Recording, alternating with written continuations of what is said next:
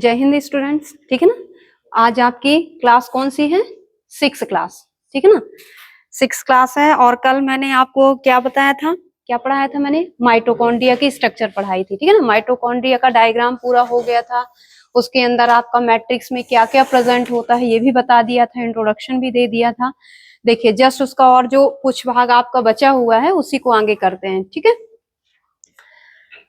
आपका मैंने एक माइटोकॉन्ड्रिया स्ट्रक्चर में, ये देखना आप लोगों का बना हुआ है, आप लोग मत बनाइएगा, मुझे थोड़ा सा एक्सप्लेन करना पड़ेगा इसलिए बना रही हूं मैं, ठीक है। तो इसकी मैंने ऐसे बताया था, ऐसे ये कैप्सूल के फॉर्म में इसकी स्ट्रक्चर बनाई थी मैंने।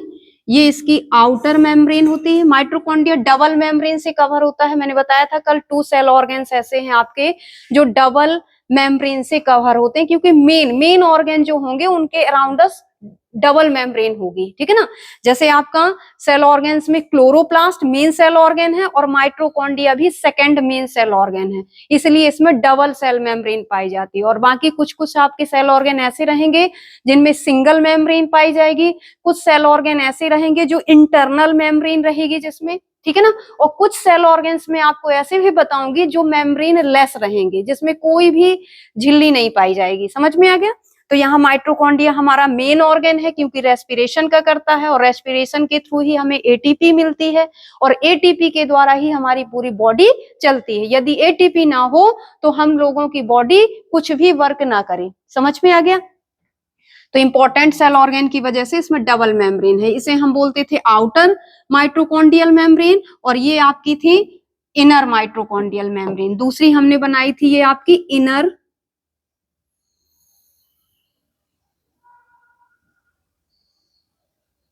माइटोकॉन्ड्रियल मेम्ब्रेन, ठीक है। 2 माइटोकॉन्ड्रियल मेम्ब्रेन के बीच में देखो स्पेस आपका पाया जाता है, इसे पेरी माइटोकॉन्ड्रियल स्पेस बोलते हैं। ये आपका कहलाएगा peri mitochondrial membrane. Peri membrane नहीं, स्पेस, पेरी माइटोकॉन्ड्रियल स्पेस, ठीक है। बोले तो 2 झिल्लियों के बीच का अवकाश, 2 झिल्लियों के बीच का अवकाश कहलाता है। इस अवकाश में क्या होता है? हल्का लिक्विड पाया जाता है। क्या पाया जाता है? जहां भी दोहरी मेम्ब्रेन होंगी, चाहे वो कोई ऑर्गन हो चाहे सेल ऑर्गन हो, यदि 2 झिल्लियों के बीच में कोई स्पेस पाया जाता है तो वहां लिक्विड जरूर होगा। ये लिक्विड क्या करता है? दोनों मेम्ब्रेन को अटैच नहीं होने देता, मतलब दोनों को अलग अलग रखता है, सेपरेट रखता है। और दूसरा कि प्रोटेक्शन का भी वर्क करता है इंजरी वगैरह से। समझ में आया ना? तो इस तरह से ये पेरी माइटोकॉन्ड्रियल स्पेस और पेरी माइटोकॉन्ड्रियल फ्लूइड, इसे हम बोल देंगे फ्लूइड, पेरी माइटोकॉन्ड्रियल फ्लूइड, ठीक है। इंपॉर्टेंट ज्यादा नहीं है, इसको लिखना ज्यादा जरूरी नहीं है, लेकिन यदि कोई पूछ ले तो आपको पता होना चाहिए। फिर मैंने आपको बताया था कि इस इनर माइटोकॉन्ड्रिया मेम्ब्रेन में इस तरह के आपके बताए थे मैंने, कुछ कुछ आपके फिंगर लाइक आपके स्पेस आपके पाए जाते हैं, कुछ फिंगर लाइक आपके स्पेस आपके मैंने बताए थे, जिन्हें हम क्या बोलते थे? क्या बोलते थे? क्रिस्टी बोलते थे, ठीक है ना, क्रिस्टी बोलते थे। तो यहां देखना कि आपका ऐसे आपका ये पाया जाएगा, ये ऐसे, ये क्रिस्टी थे, ये क्रिस्टी थे जो मैंने बता दिए थे, आपके बने भी होंगे, ये ऐसे। और ये आपकी आउटर माइटोकॉन्ड्रियल मेम्ब्रेन, ये आउटर माइटोकॉन्ड्रियल मेम्ब्रेन। ये क्रिस्टी के इनसाइड आपका ये जो मटेरियल आपका पाया जा रहा है, इसे हम क्या बोलते थे? मैट्रिक्स, माइटोकॉन्ड्रिया का मैट्रिक्स। और मैट्रिक्स में स्पेशल हमने पढ़ा था क्या? राइबोसोम, राइबोसोम पढ़ा था। और डबल स्टैंडर्ड, ऐसे डबल स्टैंडर्ड सर्कुलर डीएनए, ये आपका डबल स्टैंडर्ड सर्कुलर या सर्कुलर डबल स्टैंडर्ड डीएनए, ऐसे भी हम लिख सकते हैं। समझ में ना? देखिए ये चीजें। और यहाँ आपके जो ये क्रिस्टी है, क्रिस्टी में मैंने बताए थे F1 पार्टिकल, या इन्हीं को बोलते थे हम ऑक्सीसोम। ऑक्सीसोम में पाए जाते थे रेस्पिरेटरी एंजाइम, जिसकी वजह से माइटोकॉन्ड्रिया में होता है रेस्पिरेशन, ठीक है ना। अब और क्या बताना है मुझे?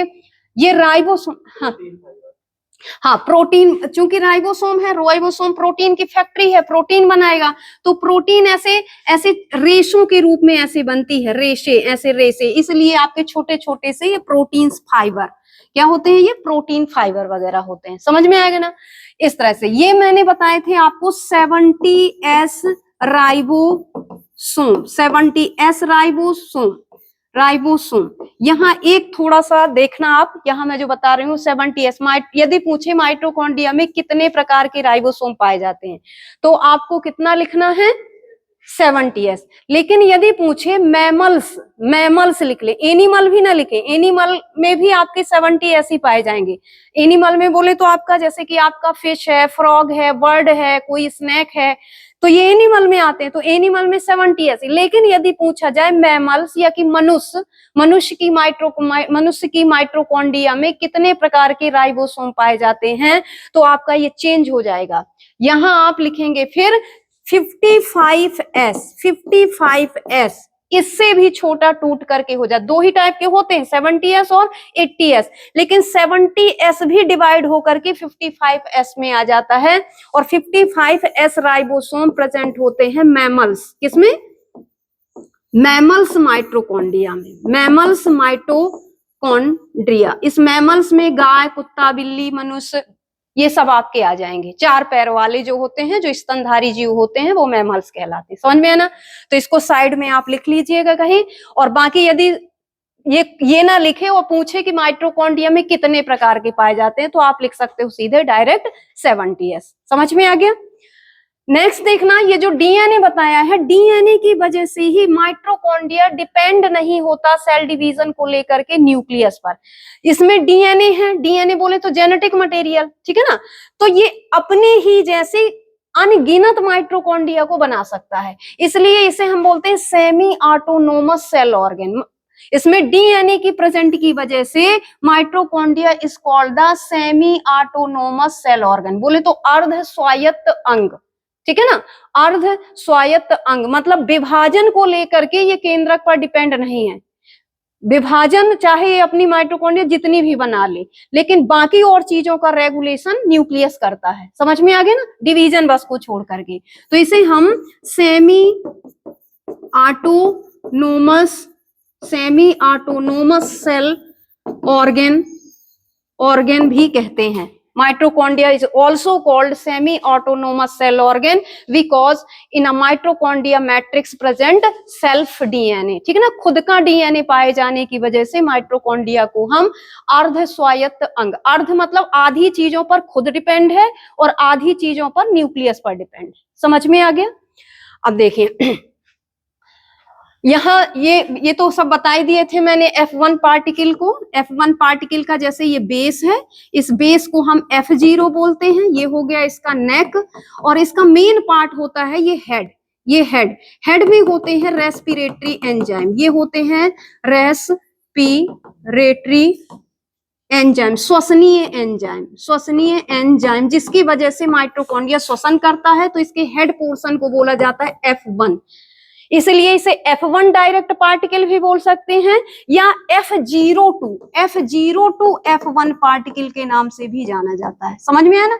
और चूंकि ये जो आपके हैं, ये है आपके, ये क्या करते हैं आपके रेस्पिरेटरी एंजाइम, ऑक्सीडेशन करते हैं फूड आइटम का, ऑक्सीजन को ऐड करके उस फूड आइटम को ब्रेक करके और एटीपी प्रोड्यूस करते हैं, तो वो कहलाता है ऑक्सीडेशन, ऑक्सीकरण, ठीक है ना।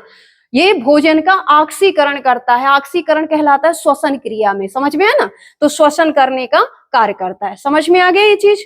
चलिए अब हम माइटोकॉन्ड्रिया को पावर हाउस क्यों कहते हैं, माइटोकॉन्ड्रिया को हम एटीपी की फैक्ट्री क्यों कहते हैं, क्योंकि ये क्या करता है, रेस्पिरेशन के थ्रू एटीपी प्रोड्यूस करता है। तो पूरी सेल की या पूरी बॉडी की जो एटीपी होती है वो हर सेल की माइटोकॉन्ड्रिया में होती है। समझ में है ना। जैसे ये भोजन आपका आया, फूड मटेरियल आपका आया, ये फूड मटेरियल आपके जैसे ये सॉलिड फूड आइटम है, तो इसमें ऑक्सीजन, सबसे पहले तो जो लाइसोसोम वगैरह होते हैं वो आपकी सेल में जो भोजन आएगा वो ऐसे लिक्विड फॉर्म में आएगा, सॉलिड फॉर्म में कम, लिक्विड फॉर्म में आएगा ज्यादा।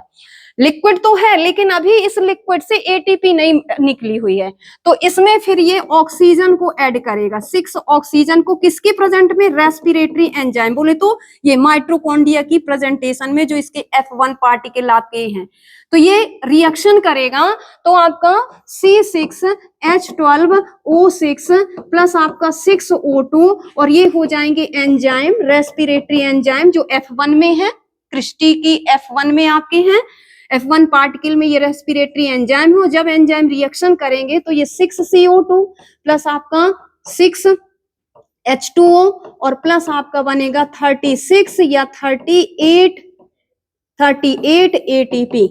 हम 36 भी लिखते हैं, बुक में लिखा होता है 36, क्यों? क्योंकि 2 ATP आपके जो आपकी इलेक्ट्रॉन ट्रांसपोर्ट सिस्टम साइकिल चलती है वहां पर आपके यूज हो जाते हैं, इसलिए फिर लास्ट में बचते हैं कितने? 36, बनते 38 हैं। समझ में आ गया ना? या 673 किलो कैलोरी, ऐसा भी लिखा होता है किलो कैलोरी में एनर्जी, ये तो अभी एटीपी में लिखा हमने। एटीपी में, एटीपी का फुल नेम है एडिनोसिन ट्राइफॉस्फेट, एडिनोसिन ट्राइफॉस्फेट। इसे हम करेंसी ऑफ एनर्जी कहते हैं। यदि आए कि ऊर्जा मुद्रा किसे कहते हैं, तो ऊर्जा मुद्रा एटीपी कहलाती है। क्या कहलाती है? एटीपी। तो चूंकि माइटोकॉन्ड्रिया एटीपी बनाने का कार्य करता है और पूरी एटीपी को स्टोर भी करके यही रखता है, जैसे हम खा करके और लेट गए, सीधे खा करके लेट गए तो माइटोकॉन्ड्रिया आपकी क्या कर रही है? रेस्पिरेशन कर रही है, एनर्जी बन रही है। अब वो एनर्जी आप कोई काम कर नहीं रहे हो, हल्का फुल्का सांस ले रहे हो श्वसन, बस तो हल्की फुल्की एटीपी आपकी खत्म हो रही है, बाकी कोई हार्ड वर्क नहीं कर रहे हो। तो एटीपी जो होती है वो स्टोर किए रहती है माइटोकॉन्ड्रिया, ठीक है ना। और जब हम उठ करके फिर रनिंग करने को जाते हैं या कोई हार्ड वर्क करते हैं तो फिर माइटोकॉन्ड्रिया रिलीज करती है एटीपी, एक एक करके आपकी रिलीज करती है और हमें एनर्जी मिलती रहती है और हम कार्य करते रहते हैं। समझ में आ गया ना? तो ये माइटोकॉन्ड्रिया एटीपी को स्टोर करके रखती है, इसीलिए माइटोकॉन्ड्रिया को power house of the cell कहते हैं। और ये जो आपके सिक बिटजी आपके थे साइंटिस्ट, उन्होंने बोला था power house of the cell is called the mitochondria, Siekevitz, ठीक है ना, ये आपके वैज्ञानिक हैं। लिख गया? इसे हम चूंकि एटीपी का उत्पादन भी यहीं से हो रहा है, इसीलिए इसे फैक्ट्री ऑफ एटीपी भी बोलेंगे, ठीक है ना। ये मैंने बताया था सबसे व्यस्त अंग कहलाता है, हमेशा ये ऊर्जा बनाता रहता है। बाकी और ऑर्गन आपके रेस्ट कंडीशन में जा सकते हैं लेकिन ये कभी रेस्ट कंडीशन में नहीं जा सकती, तो सबसे व्यस्त अंग भी इसे कहते हैं। और सबसे इसे एक्टिव क्यों? क्योंकि एनर्जी सबसे ज्यादा यहाँ पर है, तो जहां एनर्जी ज्यादा होगी वही तो एक्टिव होगा। समझ में आ गया? तो ऐसे आपके ये पॉइंट है, आप लिख सकते हो। ये आपका माइटोकॉन्ड्रिया जो है, mitochondria is called the semi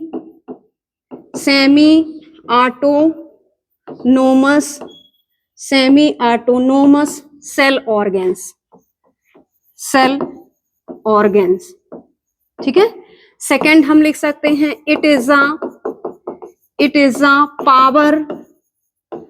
power house of the cell. क्यों है?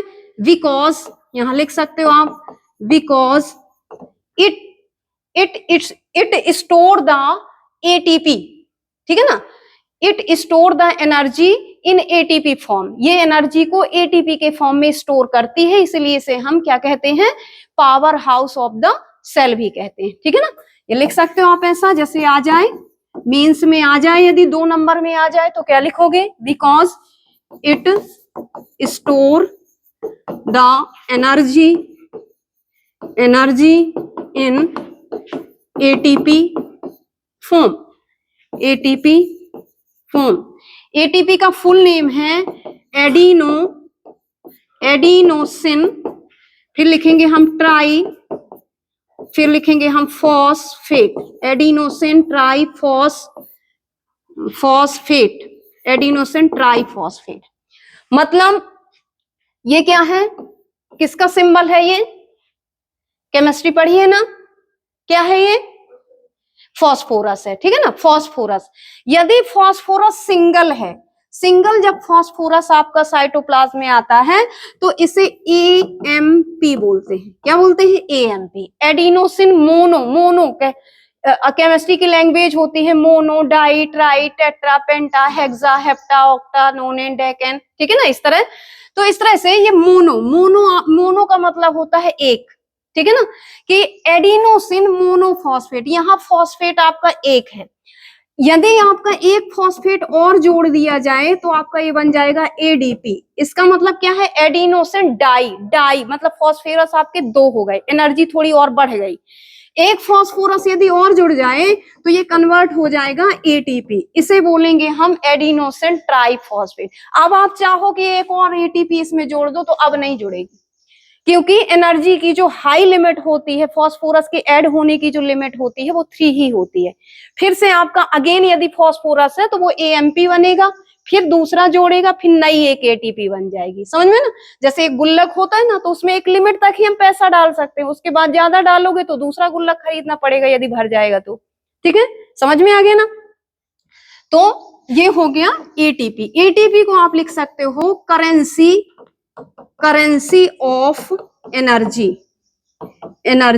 ऐसा पूछ सकते हैं कि ऊर्जा मुद्रा किसे कहते हैं, तो ऊर्जा मुद्रा आपकी ATP कहलाती है। यदि हमारे पास ATP है तो हम चाहे जितना वर्क कर सकते हैं, और यदि ATP नहीं है, 5 दिन से कुछ खाया पिया नहीं है, तो जो माइटोकॉन्ड्रिया के एंजाइम है, रेस्पिरेटरी एंजाइम, वो किसका ऑक्सीडेशन करेंगे। ठीक है, आपने जैसे आज व्रत आदमी रहता है, 1-2 दिन व्रत रहता है, 10-10 दिन के व्रत रहते हैं, तो स्टोरेज रहता है ATP का, लेकिन एक समय के बाद वो स्टोरेज खत्म हो जाता है। उस समय फिर हमें खाना पड़ता है, तब जाकर के माइटोकॉन्ड्रिया उसका ऑक्सीडेशन करती है, तब जाकर के हमारे अंदर एनर्जी बनती है, स्टोर होती है। ठीक है ना?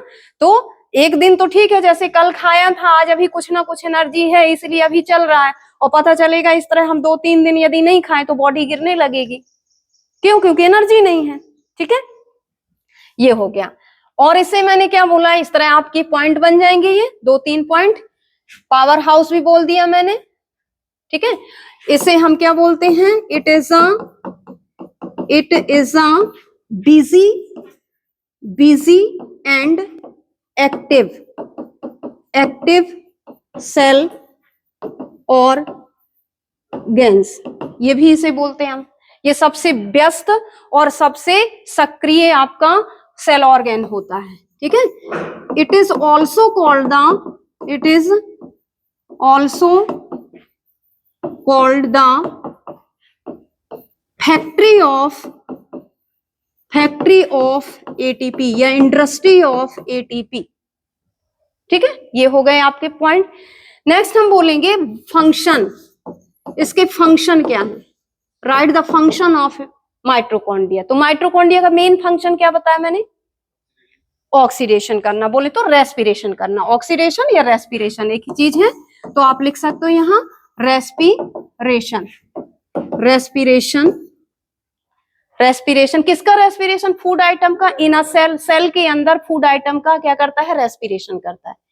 जो भी सेल के अंदर फूड आइटम जाता है उसका रेस्पिरेशन करता है, respiration of food material in a cell. ठीक है, सेकंड हम लिखेंगे, सेकंड पॉइंट क्या लिखेंगे इसे?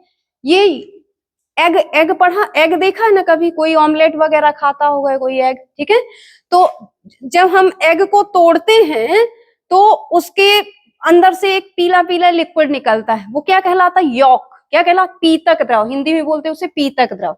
जो आमलेट बनवा करके हम खाते हैं तो जो पीला लिक्विड निकलता है वो उसी की वजह से तो एग जो होता है वो डेवलप होता है। उसी लिक्विड के कारण ही तो आपका जो चूजा आपका डेवलप होगा वो उसकी वजह से होगा। ठीक है, तो सेल के अंदर, एक एग के अंदर यॉक का होना बहुत जरूरी होता है। ठीक है ना?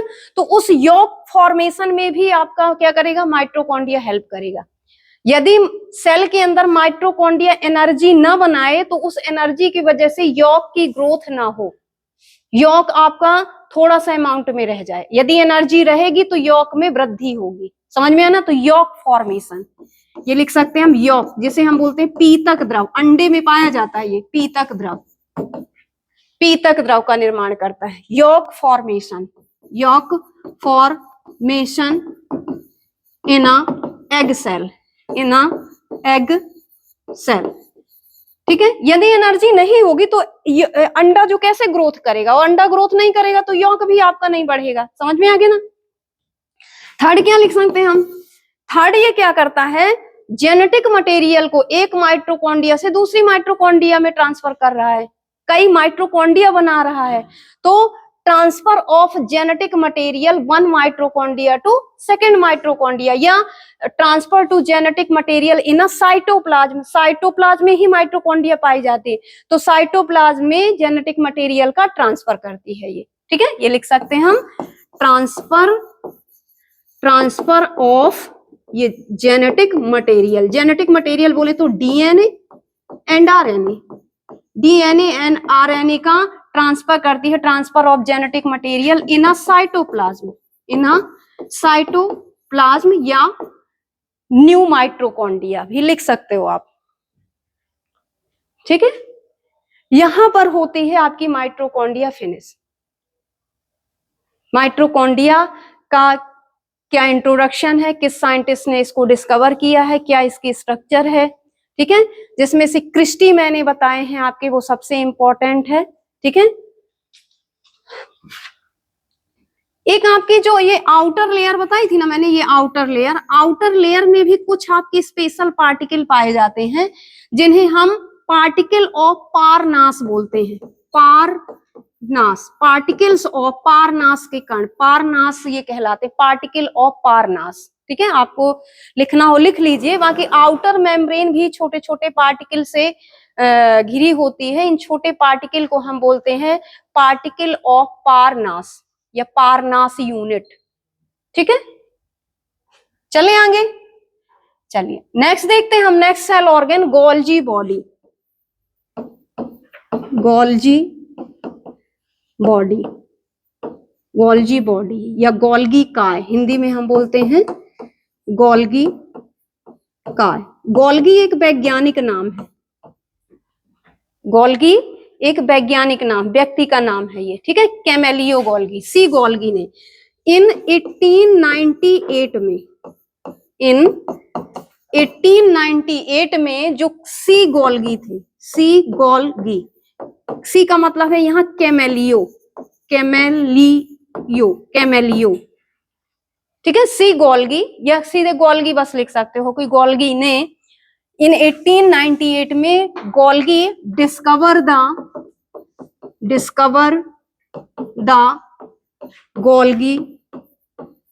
Golgi body in owl nerve cell, उल्लू की न्यूरॉन सेल में, उल्लुओं की, उल्लू जो होते हैं आपके, उल्लू की नर्व सेल में इन्होंने गोल्गी बॉडी को देखा था सबसे फर्स्ट में, और अपने नाम पर ही इन्हें जाने लगा गोल्गी बॉडी। चूंकि वैज्ञानिक ने खोज किया तो उस वैज्ञानिक के नाम पर ही आपका इसे नाम दे दिया गया गोल्गी बॉडी। तंत्रिका कोशिका जो हमारे मस्तिष्क में आपका पाई जाती है, मस्तिष्क का पूरा central nervous system, peripheral nervous system, autonomous nervous system, इनसे आपका बना होता है। ठीक है, समझ में आ गया। ये बॉडी की सबसे बड़ी सेल कहलाती है हमारी, मनुष्य के शरीर की सबसे बड़ी सेल। यदि आए कि सबसे बड़ी सेल तो ऑस्ट्रिच एग, लेकिन मनुष्य के शरीर की सबसे बड़ी सेल तो न्यूरॉन सेल। ये 1 मीटर समथिंग इसकी लेंथ होती है, और जबकि हम सेल को देख भी नहीं सकते हैं, लेकिन ये आपकी नेट जैसे, आपकी बिल्कुल पूरी नेट जैसे आपकी बिछी रहती है, तो इसकी लेंथ जो बताई गई है 1 मीटर अप्रॉक्स। ठीक है, समझ में आया ना। चलिए आगे देखिए, इसके other name of Golgi body, other name से आपके क्वेश्चन भी आते हैं। यहां हम लिखेंगे other name of Golgi body. Golgi body के अन्य दूसरे नाम क्या हैं, जैसे आ जाए डिक्टियोसोम क्या है, आइडियोसोम क्या है, ट्रोफोस्पोंजियम क्या है। ठीक है ना, तो इसके बहुत सारे नाम हैं, नामों को लिख लेना और याद भी रखना उन्हें।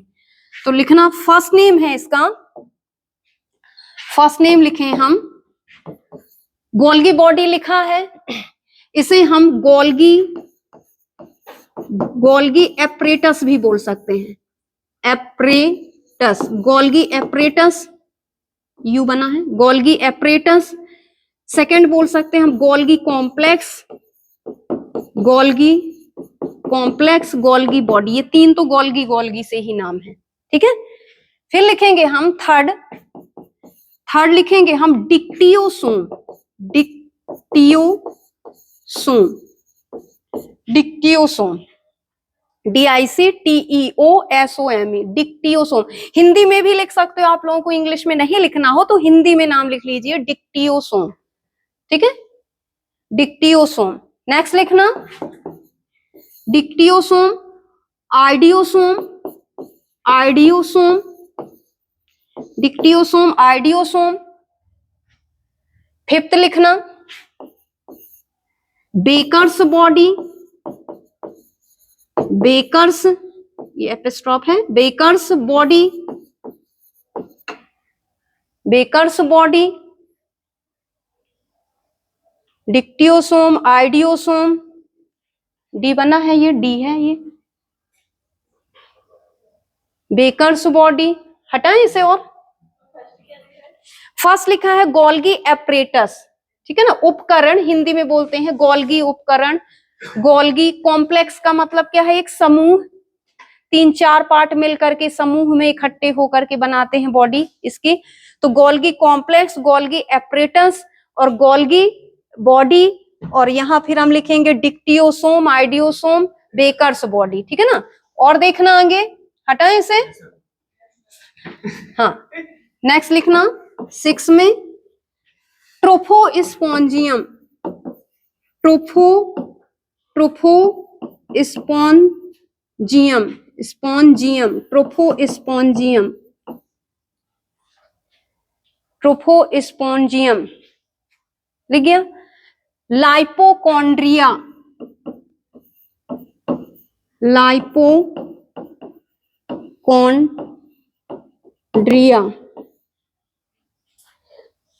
डाल्टन कॉम्प्लेक्स, डाल्टन लिखा है, नहीं लिखा ना अभी, हाँ, तो ये 8 हो जाएगा आपका डाल्टन, डाल्टन कॉम्प्लेक्स। कुछ कुछ नाम जिन जिन वैज्ञानिकों ने अपने अपने अकॉर्डिंग दिया है, जैसे डाल्टन वगैरह है, ये वैज्ञानिक नाम है, तो कुछ कुछ नाम इसके वैज्ञानिक पर रखे गए हैं, कुछ कुछ इसके वर्किंग पर रखे गए हैं। जैसे बेकर्स बॉडी, बेकर्स मतलब ये बनाती है, बेक करती है, ग्लाइकोप्रोटीन और ग्लाइकोलिपिड का निर्माण करती है, इसलिए इसे बेकर्स बॉडी भी बोलते हैं, ठीक है ना।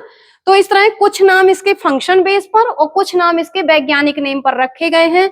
नाम इंपॉर्टेंट है क्योंकि आप लोग तो जानते हो केवल गोल्जी बॉडी, और क्वेश्चन आ गया कि इनमें से आपका ग्लाइकोलिपिड कौन निकालता है ऑर्गेन, आपको ऑप्शन में मिल गया माइटोकॉन्ड्रिया, एंडोप्लाज्मिक रेटिकुलम, और मिल गया डाल्टन कॉम्प्लेक्स, और मिल गया राइबोसोम। तो आप क्या लगाओगे, अब आपको तो गोल्जी बॉडी बस नेम पता है उसका, तो जो ग्लाइकोप्रोटीन या ग्लाइकोलिपिड का निर्माण करता है वो आपका डाल्टन कॉम्प्लेक्स, वहां पर ऑप्शन में जो दिया गया है नाम वो आएगा, ठीक है। तो जैसे तुम्हारे कई नाम हैं, हम तो आपको एक नाम से जानते हैं, ठीक है, लेकिन अब तुम्हारे बहुत सारे नाम हैं, हम तो केवल आपका एक नाम जानेंगे, और कोई तुम्हारे ही बारे में कोई बात करेगा तो हमें पता ही नहीं रहेगा कि तुम हो कि कोई और है, समझ में है ना। तो इसलिए इसके नाम याद रखना है, इसके डायरेक्ट गोल्जी बॉडी से क्वेश्चन नहीं देते हैं, इन्हीं नामों से क्वेश्चन देते हैं। नाम बहुत क्वेश्चन रहेगा बहुत सिंपल, लेकिन नाम याद रहेगा तब बनेगा आपको, ठीक है। अब हम लिखते हैं स्ट्रक्चर, देखते हैं स्ट्रक्चर इसकी, structure of Golgi body, Golgi body की स्ट्रक्चर कैसे है। तो गोल्गी बॉडी की स्ट्रक्चर जो होती है वो आपकी 4 पार्ट से मिलकर के बनी होती है।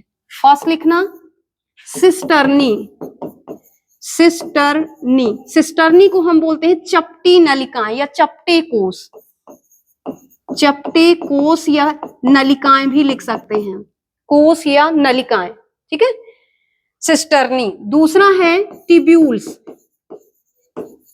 टिब्यूल्स, इन्हें हम बोलेंगे छोटी नलिकाएं, छोटी और कैसी होती है ये, शाखित, छोटी शाखित नलिकाएं, नलिकाएं जो ट्यूब्यूल्स होती हैं ब्रांच्ड एंड स्मॉल होती हैं ये, ठीक है। थर्ड हो जाएगा बेसिकल, बेसिकल, बेसिकल को हिंदी में बोलते हैं आशय, आशय। और फोर्थ हो जाएगा वैक्यूल, वैक्यूल, वैक्यूल्स, एस लगाएंगे, बहुत सारी होती हैं वैक्यूल्स, तो ये कहलाती हैं आपकी रिक्तिकाएं, रिक्तिकाएं।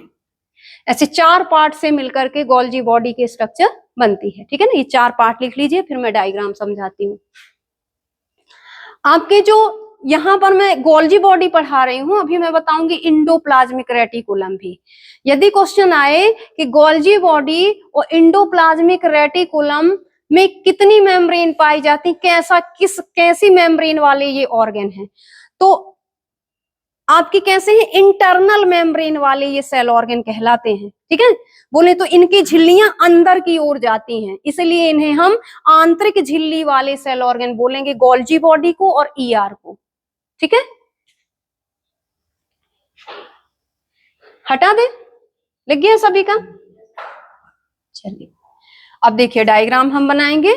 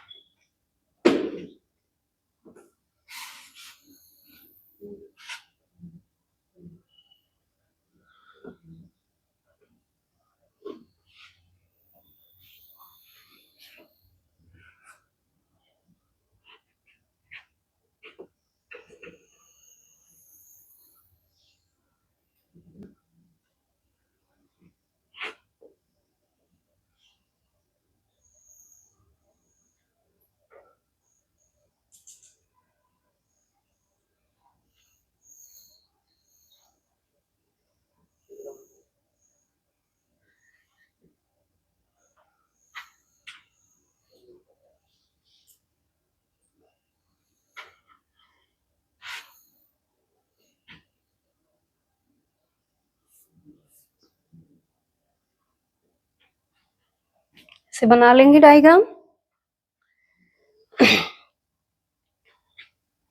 अब देखना, इसमें मैंने आपका जो एपरेटस बोला है ना, एपरेटस या कॉम्प्लेक्स क्यों बोला है, क्योंकि इसमें चारों पार्ट बन गए हैं आपके, ठीक है।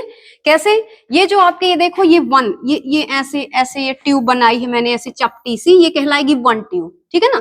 तो ऐसे कितने ट्यूब बना दिए हैं, 1 2 3, आप चाहे तो 2 बना लीजिए, 3 बना लीजिए, 4 बना लीजिए, जितनी भी ऐसे ये इकट्ठी गड्डी के रूप में ये आपकी होती है, तो ये चपटी नलिकाएं कहलाती हैं, ठीक है ना। 3 है ये, ऐसे 1 2 और ये 3 आपकी जो ट्यूब बनाई है, इन ट्यूब को हम बोलते हैं चपटे कोष या सिस्टर्नी। इन तीनों को क्या बोलेंगे हम, सिस्टर्नी, सिस्टर्नी है ये। एक आपकी सिस्टर्नी और ऐसी कई सिस्टर्नीज हो जाएंगी, सिस्टर्नीज प्यूलर में लिख देंगे हम, ठीक है। 3 को सिस्टर्नीज लिख देंगे हम, एक को बोलते हैं सिस्टर्नी। अब देखना, यदि हम चाहते तो एक ही सिस्टर्नी बना देते, तो ये कैसी इकट्ठी गड्डी के रूप में होती है, इसलिए मैंने आपको 2 3 बनाई है। यहाँ आपकी जो सिस्टर्नी की जो नीचे वाली लेयर होती है, ये जो आपकी ऐसी ये छोटी छोटी ट्यूब बनाई है, तो ये ट्यूब्यूल्स कहलाती है। देखो ब्रांच के रूप में ऐसी ये लंबी लंबी आई और यहाँ शाखित हो गई, किनारे से आपकी डिवाइड हो गई, तो ये आपकी कहलाती है ट्यूब्यूल्स। ये क्या है आपकी ट्यूब्यूल्स, जो मैंने दूसरा पार्ट बताया है, ये हो गए ट्यूब्यूल्स। अब ट्यूब्यूल्स में ही देखना, यहाँ पर आपकी ये ऐसे गड्ढी नुमा स्ट्रक्चर बन गई है, जिसे हम क्या बोलते हैं, वेसिकल। ये हो जाएगी वेसिकल, जिसे आशय हिंदी में बोलते हैं। तो ये हो गए ऐसे कई वेसिकल बने, ये वेसिकल है, वेसिकल है, वेसिकल, ऐसे वेसिकल है, ठीक है ना। अब वेसिकल जब अलग होती है, जब वेसिकल सिस्टर्नी की मेम्ब्रेन से अलग हो जाती है, तो पूरी कंप्लीट ऐसे बाउंड गोलाकार स्ट्रक्चर बना लेती है, जिन्हें हम बोलते हैं वैक्यूल। क्या बोलते हैं, वैक्यूल। ये आपके ऐसे अराउंडस आपके वैक्यूल कहीं भी आपके हो सकते हैं, समझ में ना। ये होते हैं आपके वैक्यूल, इन्हें हम बोलते हैं वैक्यूल। तो ऐसे ये 4 पार्ट मैंने आपको बताए हैं वैक्यूल। अब देखना, जो सिस्टर्नी होती है, सिस्टर्नी में देखो दो मेम्ब्रेन दिख रही हैं आपको, दिख रही ना, एक बाहर की ओर एक अंदर की ओर, इसीलिए आंतरिक झिल्ली वाले अंग बोला जाता है। इस तरह के और ऑर्गन में नहीं मिलेगा, लेकिन गोल्जी बॉडी ईआर में ये इंटरनल मेम्ब्रेनस ऑर्गन्स कहलाते हैं, ठीक है। तो इसके जो बाहरी झिल्ली होती है, जो केंद्रक की तरफ, जैसे ये आपकी सेल बनी हुई है, एक ये आपकी ऐसी सेल बनी हुई है, और ये देखना ये आपका ऐसे केंद्रक, और ये ऐसी ये सिस्टर्नी। तो सिस्टर्नी की ये बाहरी लेयर बोले तो बाहर की ओर, फिर केंद्रक है, और फिर ये अंदर की ओर, ऐसा है ना। तो जो बाहर की ओर जो आपकी होती है मेम्ब्रेन, उस मेम्ब्रेन को हम बोलते हैं कौन सी फेस? सी फेस। क्या बोलते हैं? सी फेस। ये इसे हम बोलेंगे सी फेस या एफ फेस। सी का मतलब होता है सिस और एफ का मतलब होता है फॉर्मिंग। सिस फेस या कि फॉर्मिंग फेस, इसे लिख लीजिए आप। सी का मतलब होता है सिस, CIS, सिस। सी का मतलब होता है सिस, यहां लिख देंगे हम सिस या फॉर्मिंग फेस। सिस या फॉर्मिंग फेस हो गया। और जबकि नीचे वाली को देखो, नीचे वाली जो मेम्ब्रेन है, ये नीचे वाली मेम्ब्रेन को हम क्या बोलेंगे? ये जो नीचे आपकी जा रही, इसे बोलेंगे हम एम या कि टी। एम या कि टी। एम मतलब मैच्योर जब हो जाती है तो मैच्योरिंग या कि ट्रांसफर, मैच्योरिंग या T for transfer face, mature face या कि आपके ट्रांसफर फेस। तो इस तरह से आप लिख सकते हो मैच्योर या कि ट्रांसफर फेस, ठीक है। दो मेम्ब्रेन है, लेकिन अंदर की ओर है, ये बाहर की ओर, इसलिए डबल मेम्ब्रेनस सेल ऑर्गन में इसे काउंट नहीं करते हम। डबल मेम्ब्रेनस सेल ऑर्गन में हम बात करते हैं केवल माइटोकॉन्ड्रिया और गोल्जी बॉडी की, लेकिन आपकी ये ऐसे लेयर के रूप में दो ही हैं, पर आपकी ये अंदर की ओर है तो दिखाई नहीं देती है, बाहर आपकी केवल एक ही दिखेगी, ठीक है। इसलिए इसे हम अलग से इसे नाम देते हैं कि आंतरिक झिल्ली वाले आपके कोशिका अंग। अब देखना, जो ये सिस्टर्नी बनाई है हमने, जो एक आपकी ये ट्यूब बनाई है, इस ट्यूब के अंदर भी एक आपका मटेरियल भरा होता है।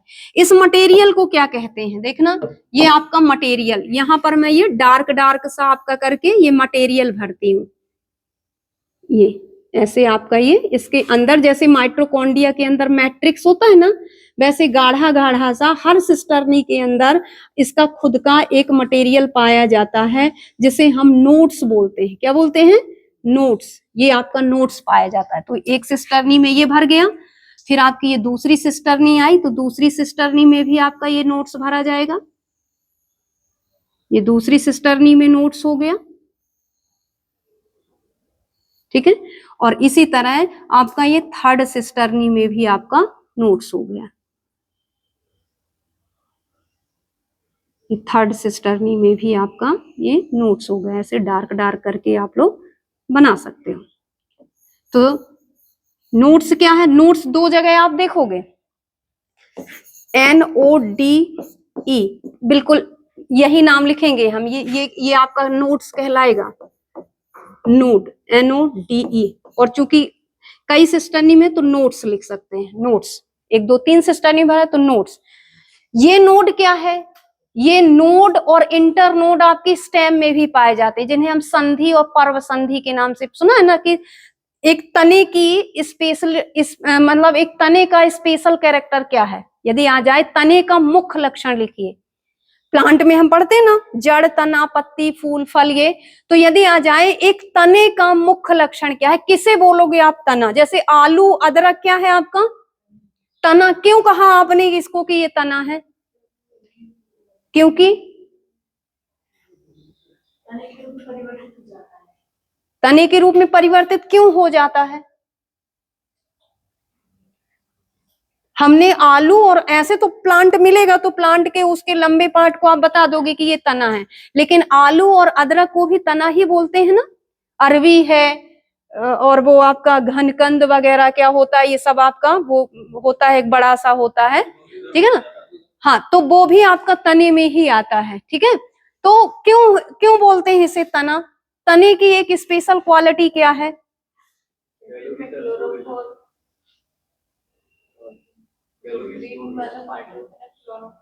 तो आपकी रूट में भी तो आपकी कैलोरी स्टोर है। जैसे हम गाजर, मूली, सलजम ये भी तो खाते हैं, ये इनमें भी तो हमें एनर्जी ही मिल रही है ना, ये भी तो फूड को स्टोर कर रहा है ना। मेन तने की स्पेशल क्वालिटी क्या है? जड़ किसे कहते हैं मालूम है? बॉटनी में आ गए यहाँ हम, ठीक है। तो चलिए यहाँ घुमाना नहीं है मुझे। जो बॉटनी है, बॉटनी के फादर आपके थियोफ्रास्टस कहलाते हैं, हम पढ़ रहे हैं अभी जूलॉजी, ठीक है ना। तो जूलॉजी में आपके क्या कहलाते हैं? अरस्तु। फादर ऑफ बायोलॉजी या फादर ऑफ जूलॉजी आपके अरस्तु, ये भी आपके बनने चाहिए। जैसे आपका बायोलॉजी में बताया था मैंने कि बायोलॉजी ब्रांच दो पार्ट में डिवाइड रहेगी, एक आपका जूलॉजी और एक आपका बॉटनी, एक जंतु विज्ञान, एक वनस्पति विज्ञान। तो जो जंतु विज्ञान के जनक कहे जाते हैं वो आपके अरस्तु, ठीक है ना, एरिस्टोल इंग्लिश में लिखा होता है।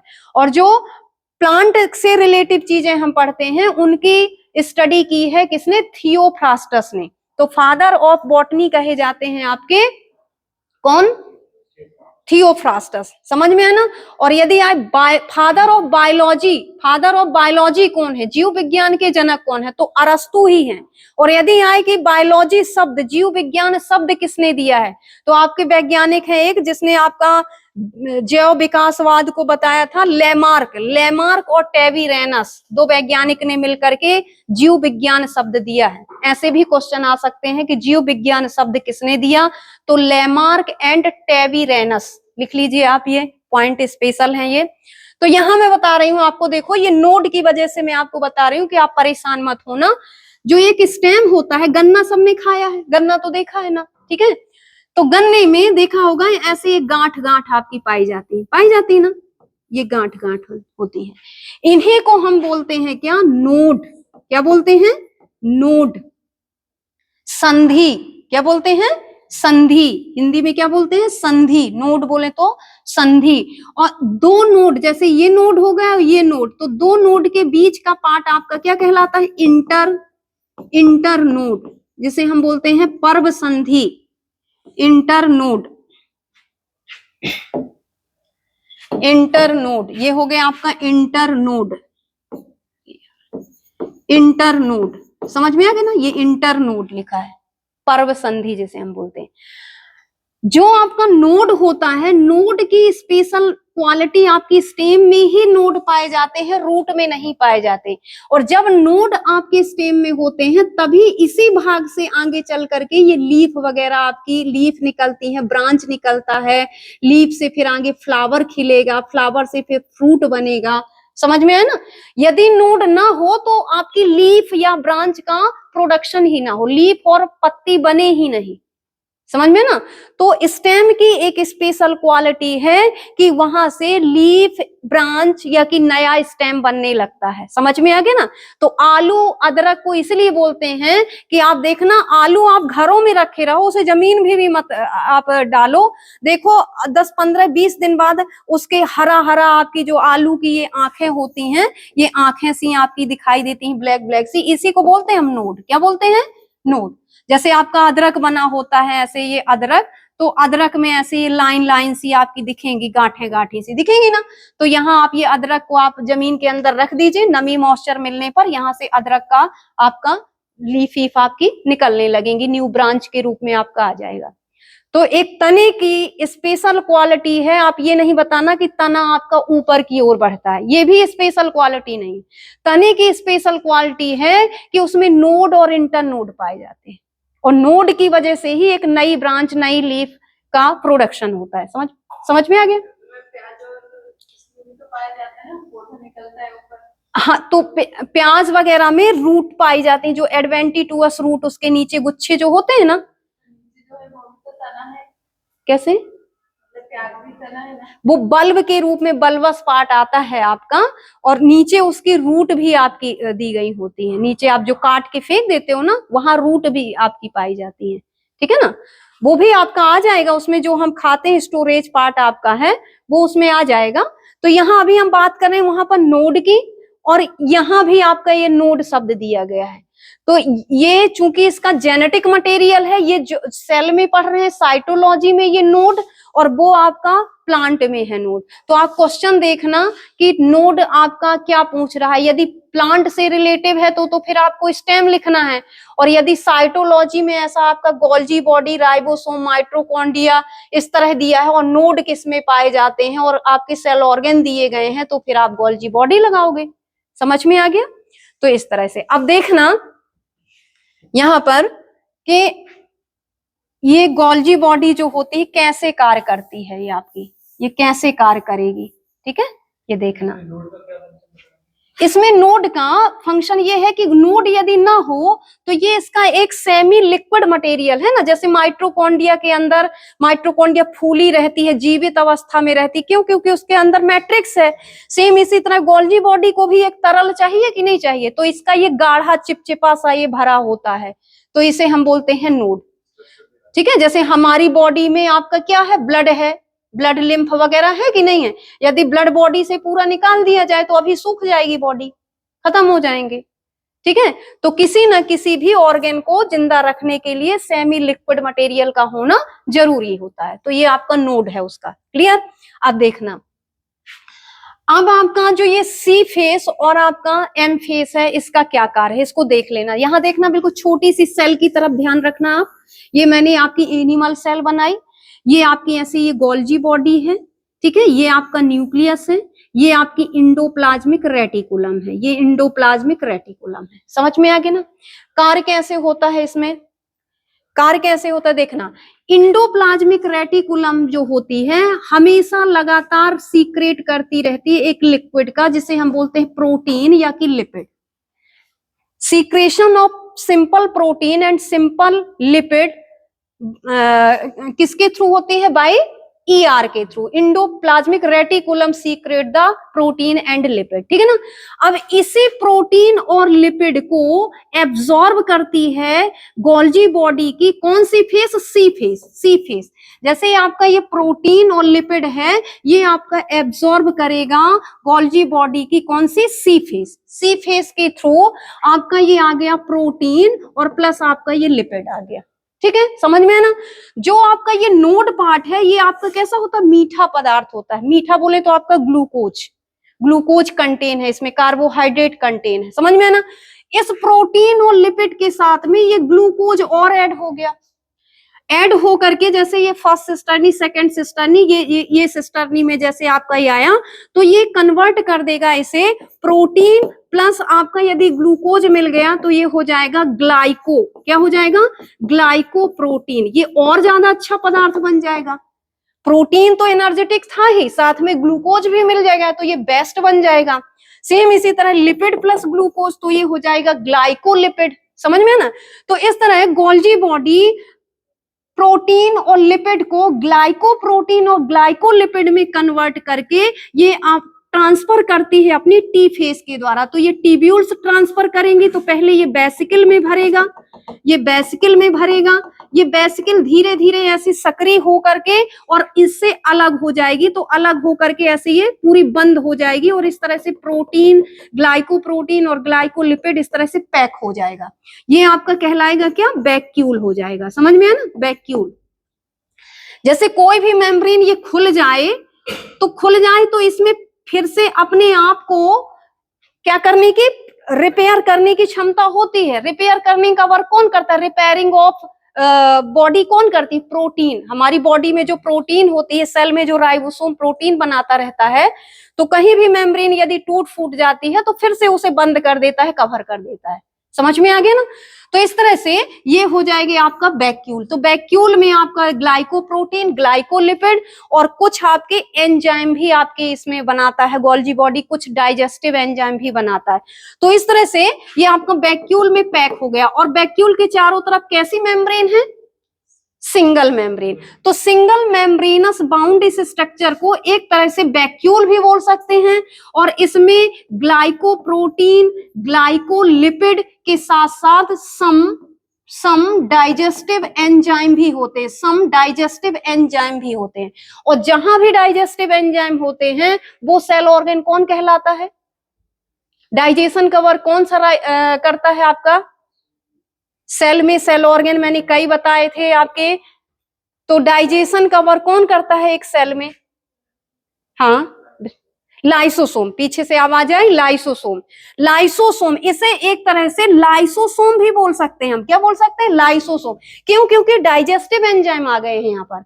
तो क्वेश्चन अभी आएगा कि गोल्जी बॉडी की फंक्शन लिखिए, तो formation of lysosome, secretion of glycolipid and glycoprotein, ठीक है ना, cell plate formation, acrosome formation, ठीक है ना।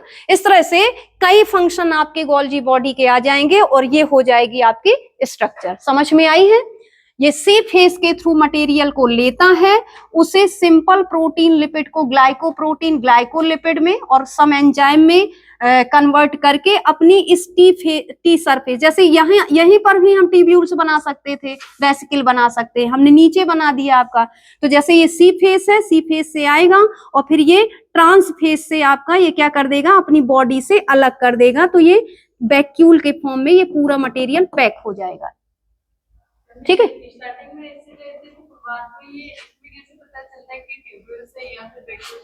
ट्यूब्यूल्स हमेशा आपके ऐसी रहेंगी, लंबे और ब्रांच रहेंगी। बेसिकल ऐसी धसी हुई छोटी सी आपकी रहेगी, और तो आपके ट्यूब्यूल्स ट्रांसफर करती है, ज्यादातर ऐसे ट्रांसफर, और वैक्यूल्स आपका स्टोर करने का वर्क करती है। यही वैक्यूल जब इससे बिल्कुल ऐसी सक्रिय हो करके ऐसी दब जाएगी, तो ये यहाँ से बिल्कुल अलग हो करके आपकी ऐसे गोल इस स्ट्रक्चर में आ जाएगी। समझ में आ गया?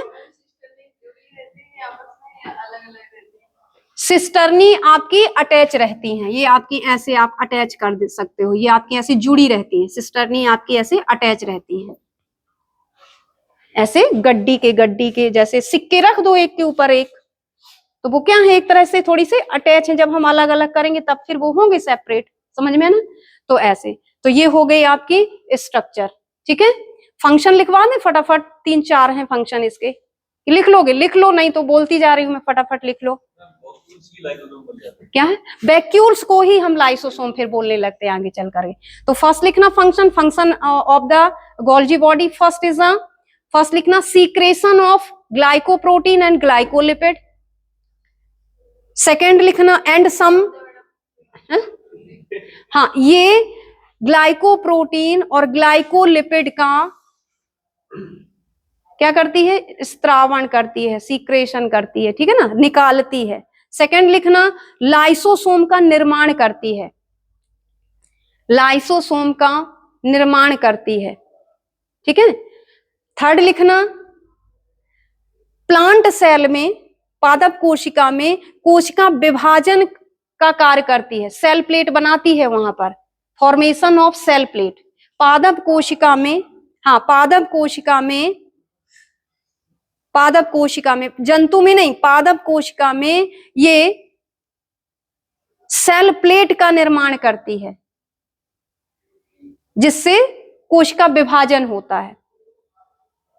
यदि सेल प्लेट ना बने तो कोशिका विभाजन ना हो, ठीक है।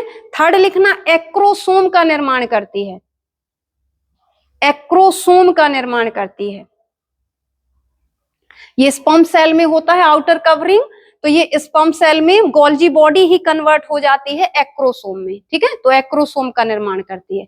और लिखना एक और, इसे मिडिलमैन के नाम से भी जाना जाता है। मिडिल बोले तो बीच में भी, जैसे आपका ट्रैफिक सिग्नल नहीं आपका होता, बीच में वो इशारा करता है ऐसे जाने के लिए, ऐसे जाने के लिए, तो उसे हम ट्रैफिक मैन या कि मिडिल मैन भी बोल सकते हैं। तो ऐसे ही आपका सेल का जो मिडिल मैन आपका बोला जाता है, वो गोल्जी बॉडी को बोला जाता है, क्योंकि दो अंग के बीच में है। क्यों बोला गया है मिडिल मैन? देखो, एक तो ईआर के द्वारा मटेरियल को लिया, गोल्जी बॉडी में आया, और दूसरा ऑर्गन बना दिया इसने लाइसोसोम। तो लाइसोसोम ईआर के बीच में कौन पाया जा रहा है? Golgi body. तो गोल्गी बॉडी को हम मिडिल मैन भी बोलते हैं, ठीक है। चल, एक सेकंड, हाँ, क्या बोले हैं आपने? इसे वैक्यूल, देखिए एक बंद राउंड स्ट्रक्चर, एक ऐसी एक खाली जो जगह हो जिसमें कुछ फिलअप किया जा सके तो वो वैक्यूल ही कहा जाता है। बोलते हैं ना फूड वैक्यूल, खाद्य रिक्तिका, ऐसा खाली स्पेस जहां भोजन रखा जा सके, तो इसलिए वैक्यूल भी बोल सकते हैं। और इसे लाइसोसोम क्यों बोला गया है? क्योंकि इसमें फूड मटेरियल के साथ साथ एंजाइम भी हैं, डाइजेस्टिव एंजाइम भी हैं, और एंजाइम जहां पर रहते हैं उस स्ट्रक्चर को हम लाइसोसोम भी बोलते हैं। तो इसे लाइसोसोम या वैक्यूल। क्लियर? क्लियर है? डाउट है कोई?